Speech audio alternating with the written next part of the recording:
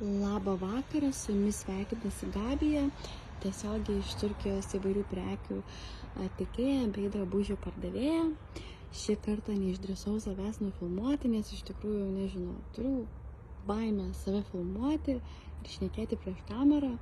Atrodo, to nemoku visai daryti, bet iš tikrųjų šiandieną ne apie tai. Šiandieną norėčiau palikti atsiliepimą Evgenijai.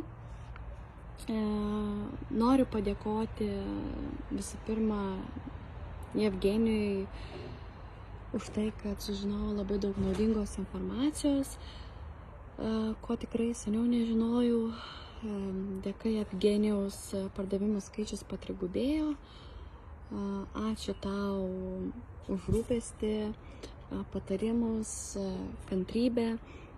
Didelis ačiū tau, kad į tave galima kreiptis bet kurio paros metu ir atsakymą į kažkokį tai klausimą visuomet sulaukiu greitai, o svarbiausiai, kad į klausimą atsakai labai išsamiai visada bei aiškiai.